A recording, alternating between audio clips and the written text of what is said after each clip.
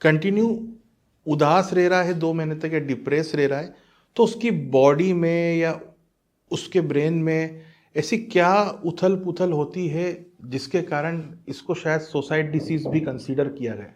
हम जैसे हमारा जो व्यवहार है, अगर मैं दो केमिकल्स की बात करूं, एक होता है डोपामीन।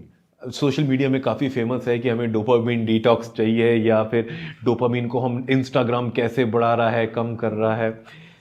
सेरोटोनिन लेवल, जो सेरोटोनिन लेवल है वो भी हमारे जो व्यवहारों को मॉड्यूलेट करते हैं। तो अगर हमारे ये जो हमारा आगे वाला हिस्सा होता है, जैसे हम इंग्लिश में प्री फ्रंटल कॉर्टेक्स कहते हैं, वहाँ पर अगर डोपामीन की कमी हो उदासी के कारण, तो फिर हमें चीज़ों से हमारा, जैसे हम कहते हैं, उखड़ा उखड़ा होना लगना चालू होता है स्टार्टिंग में। तो ऐसा नहीं होता है कि हम आज अच्छे हैं और कल एकदम सीवियर डिप्रेशन में हैं। लोग कंटिन्यूसली रोते रहना, मैं एक्चुअल में रोने की बात कर रहा हूँ, मैं ये नहीं कि सिर्फ उदास फूट फूट के रोना।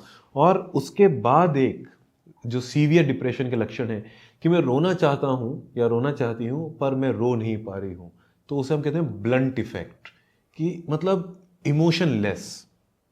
और उन कंडीशंस में हम कहते हैं कि हमारा जो एक सोशल लाइफस्टाइल है वो टोटली डिसरप्टेड है। सेल्फ हार्म बिहेवियर्स, इनफैक्ट मैं काफ़ी यंग पॉपुलेशन में देखता हूँ। आपने कभी नोटिस किया होगा कि लोग ब्लेड से काटने की कोशिश करते हैं कलाई, या फिर स्ट्रेंगुलेशन की, है ना, अपना गला दबाना, या फिर ऐसी चीज़ें। बिल्कुल।